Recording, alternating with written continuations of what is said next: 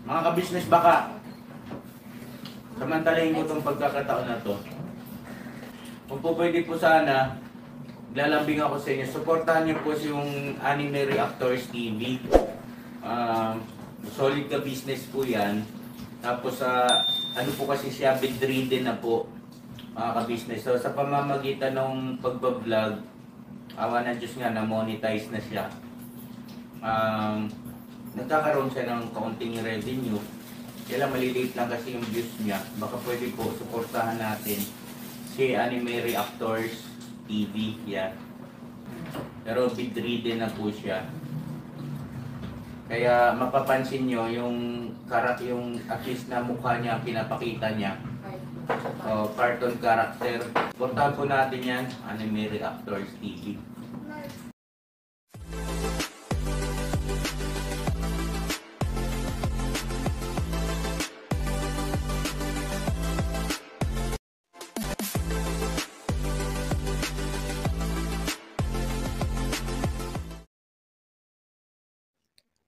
Hello guys, mapagpalang araw po sa ating lahat. Narito pong muli ang inyong lingkod, Anime Reactors TV. At sa mga hindi pa po nakaka-subscribe dyan sa aking munting channel, ay baka pwede naman pong makipindot na po na subscribe button. At makilike and share na rin po ng aking mga video. At patuloy din po natin suportahan ang Mag-amang Ka-Business Official at Papa Dins TV. At ganun din po yung kanilang second YouTube channel na Ka-Business Family.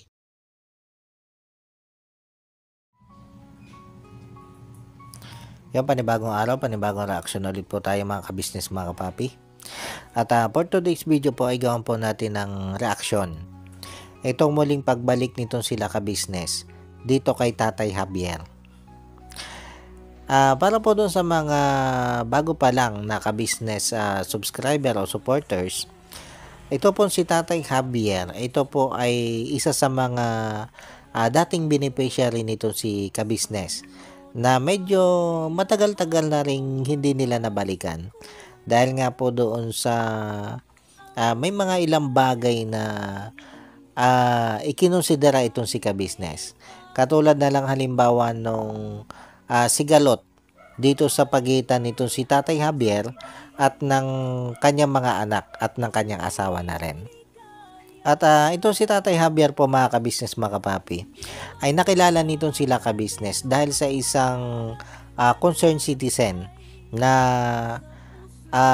supporters din nito si ka-business na inirekomenda nga po nitong supporters ni ka-business dito kay ka-business itong si Tatay Javier para nga po matulungan. Dahil nakita nila yung kalagayan nitong si Tatay Javier na halos wala na nga daw pong pakialam ang pamilya nito dito sa kanya. At ito si Tatay Javier nung panahong yon ay may karamdaman po na halos hindi na siya makalakad dahil sa sinasabi ni Tatay Javier na pasma daw sa kanyang ugat. At simula nga po nung araw na yon, napuntahan ito nila ka-business, ay naging beneficiary na nila ka-business ito si Tatay Javier. At yun nga po, nung minsan ito ay pinalayas daw nitong anak dito sa kanilang tahanan, ay ikinuha ito nila ka-business nang mauupahan kasama yung kanyang pinsan na si Tatay Boy. Kaya lang itong si Tatay Javier kasi mga ka-business, mga kapapi, ay medyo may pagka-reklamador ba. Kaya minsan ay hindi din sila magkasundo nung kanyang pinsang si Tatay Boy. Dahil nga dito sa katangian nito si Tatay Javier na pagiging reklamador. At ito nga po mga ka-business, mga papi, sa tuwing makikita niya ito sila ka-business, ay kung ano-ano yung daing nito si Tatay Javier. Kung ano-ano yung daing nito kay ka-business. At marami ang nakapansin sa mga viewers ni ka-business dito sa ganitong katangian nito si Tatay Javier. Kaya naman marami sa comment section na nagsabi na ito nga daw si Tatay Javier ay pag nakikita itong sila ka-business ay napakarami ng nararamdaman sa katawan. At maging doon nga po sa inupahang bahay nila ka-business para dito kay Tatay Javier ay medyo meron ding hindi nakasundo itong si Tatay Javier. Kaya nga nagdesisyon itong sila ka-business na ibalik na lang doon sa dating bahay nila itong si Tatay Javier. Kumbaga kinausap nitong si Laka Business itong pamilya nitong si Tatay Javier, lalo na nga po itong asawa nitong si Tatay Javier, para mapagawaan man lang ng isang kwarto itong si Tatay Javier doon sa lugar mismo ng kanyang asawa. At dito naman mga ka-business, mga kapapi, ay nakipagtulungan naman kay ka-business yung asawa ni Tatay Javier. At napagawaan nga po itong si Tatay Javier nito sila ka-business ng isang kwarto dito sa lupang pagmamay-ari mismo po nitong asawa ni Tatay Javier. At ito nga po yung isa sa naging tulong nitong si ka-business dito kay Tatay Javier o dito kay Teacher Javier.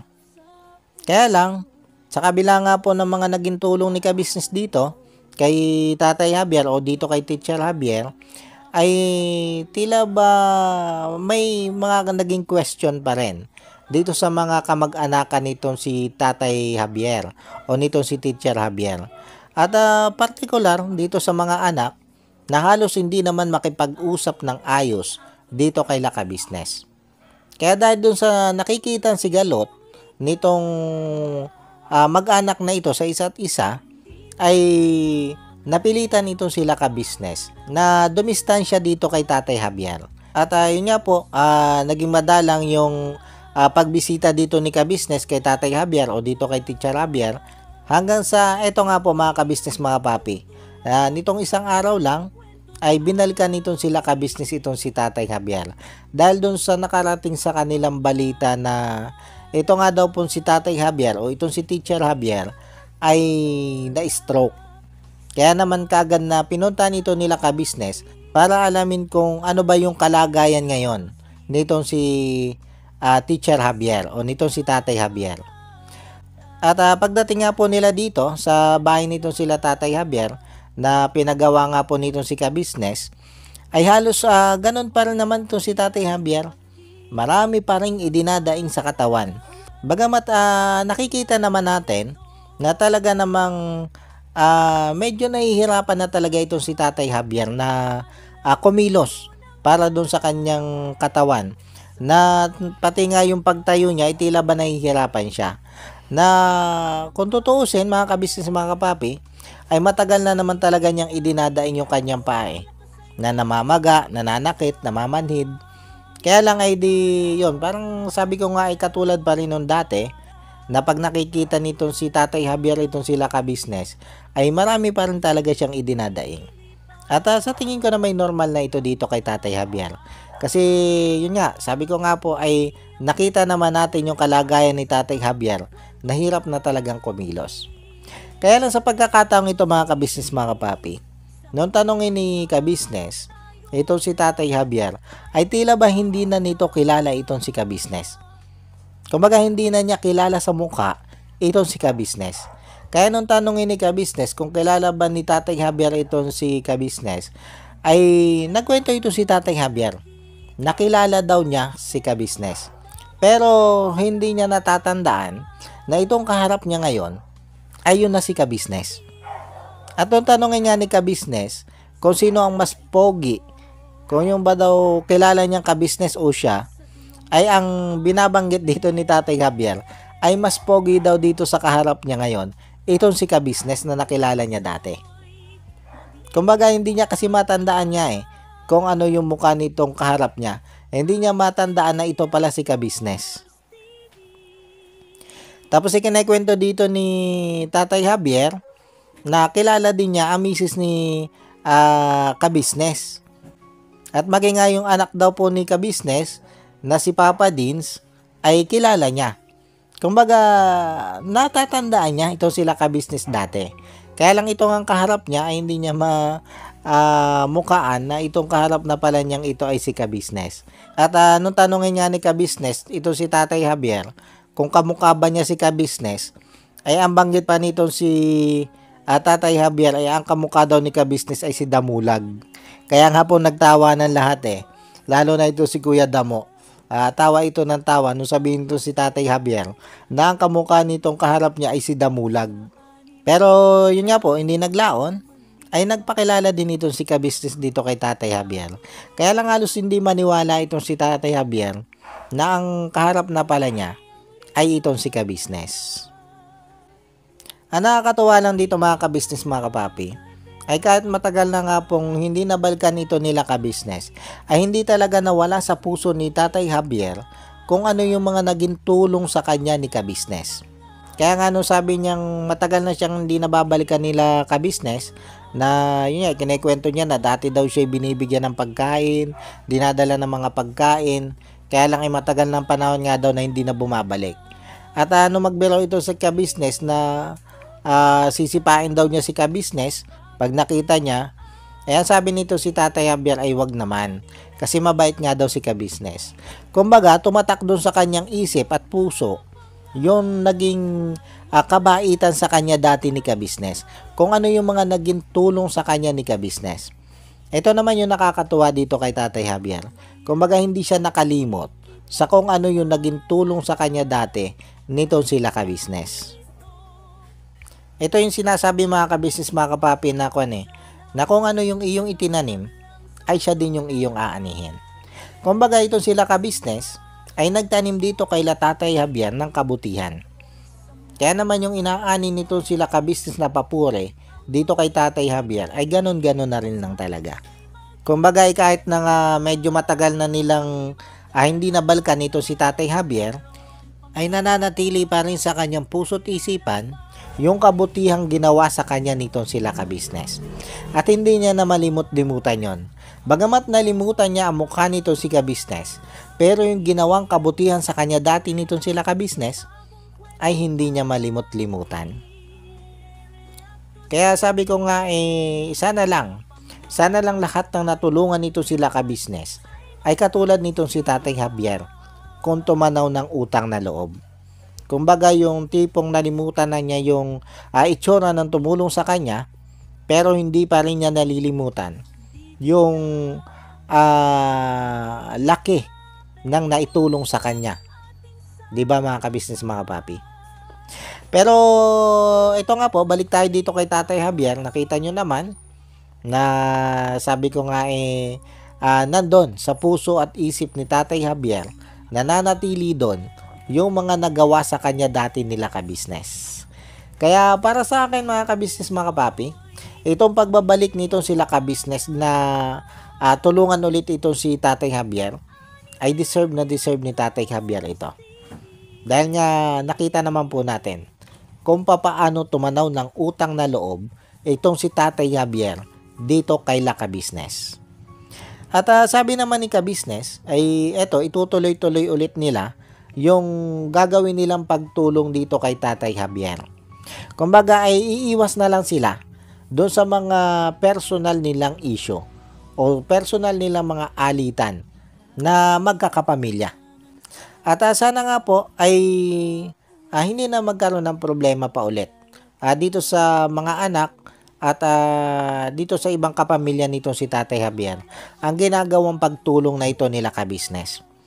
Kumbaga parang ang isipin na lang nila ay yung kapanganan nito si Tatay Javier at kung ano ba yung magiging tulong dito nila kabisnes.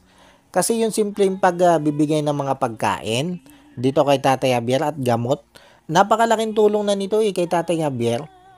Kumbaga itong mga ibibigay nito sila kabisnes na tulong dito kay Tatay Javier mula nga po doon sa pagkain at mga gamot ay hindi na nila kailangan i-provide. 'Di ba mga kabisnes mga papi? Kumbaga doon pa lang ay magpasalamat na lang sila dito kay La Kabisnes at wag na nilang gawa ng issue. Kumbaga po ay may pagkakamali man sa kanila itong si Tatay Javier nung panahon ito'y malakas-lakas pa, dahil yun naman yung sinasabi nitong asawa nitong si Tatay Javier at saka ng mga anak. Kumbaga napabayaanan nito si Tatay Javier yung kanyang mga anak at saka yung asawa, kaya nagkagulo-gulo yung kanilang pamilya. Kumbaga nagkaroon man sila ng mga ganong problema noon, ay sana na may unawain na lang nila ngayon.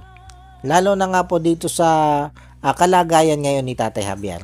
Kumbaga unawain na lang po at patawarin nila si Tatay Javier doon sa mga nagawa niya mga pagkakamali dati. Kung tutuusin naman, hindi na maibalik yun eh. Kumbaga, ang harapin na lang nila ngayon ay itong kasalukuyan. At magpasalamat na lang sana po sila dito sa ibinibigay na tulong nila ka-business dito kay Tatay Javier. At yun po mga ka-business mga papi. Paano po, hanggang dito na lang muna ulit po. At sana po nagustuhan nyo itong aking reaction video na ito. At muli po ay maraming salamat po sa patuloy pong sumusuporta at sa walang sawang nanonood po sa aking mga nire-reaction ng video. Maraming salamat po. At yun sa mga hindi pa po nakasubscribe dyan sa munti kong channel, ay baka pwede naman pong makipindot na po ng subscribe button at makilike and share na rin po ng aking mga video. At yung bago po tayo tuluyang magtapos, ay gusto ko lang pong i-shoutout at pasalamatan itong sila Ma'am Nerissa ng New Jersey. Shoutout po sa inyo ma'am at maraming salamat po sa patuloy nyo pong pagsuporta at sa wala nyo pong sawang panonood sa aking mga nare-reaction ng video. Maraming salamat po ma'am. At yun, ganon din po dito kay Ma'am Elena Capillo. Shoutout po sa inyo ma'am at maraming salamat din po sa patuloy nyo din pong pagsuporta at sa wala nyo din pong sawang panonood sa aking mga nare-reaction ng video. Maraming salamat po ma'am. At ganon din po dito kay Ma'am Erlinda Official Vlog. Shoutout po sa inyo ma'am at maraming salamat din po sa inyo din pong pagsuporta ma'am. At yun, makisuporta na lang po itong si Ma'am Erlinda Official Vlog. Pasupport po yan mga ka-business mga papi. At ganon din po dito kay Jewel Channel. Shoutout po sa inyo at suportahan din po natin yan, Jewel Channel. At yun, ganon din po dito kay Nana Channel TV. Shoutout po sa inyo at support din po natin yan, Nana Channel TV. At yun, shoutout din po dito kay Miss Lucky Me. Yun, maraming salamat din po ma'am sa patuloy nyo pong pagsuporta sa channel ko. Maraming salamat po ma'am. At syempre ganon din po dito sa magigiting nakagwang nito sila ka-business. Ito nga po sila Kagwang Wakiwak Official, Kagwang Bay Papaya Official, Kagwang Intoy Official, Kagwang Boknoy Official, Kagwang Bornok Official, Kagwang Bugi Official, Kagwang Bong Official, Kagwang Damulag Official at Kagwang Istong Official. Shoutout po sa inyong lahat. At yung patuloy lang po nating suportahan ang lahat ng kagwang po ni ka-business. At syempre ganon din po dito sa aking mga kasamang reaktor na sila Kalingap Turak, Katangay PLC, Taong Gala, Mamplers Channel, MK Inday Okray TV, Annalisa Reality Vlog, Alminda Mix Vlog at Joyce 27 TV. Shoutout po sa inyo at muli po ay maraming salamat po and God bless po sa inyong lahat. Anime Reactors, shoutout po. Suportahan natin yan si Anime Reactors TV. Yan, pakisupport po natin. Siya po ay isang bedridden na mga ka-business. Check nyo po yung kanyang YouTube channel, Anime Reactors TV. Siya po siyang bedridden na, ayan, kahit papano nakakagawa-gawa siya ng mga reaction video patungkol sa ka-business official. Suportahan po natin para kahit papano magkaroon siya ng revenue. May magamit siya sa pambili-bili man lang ng gamot. Ano po mga ka-business.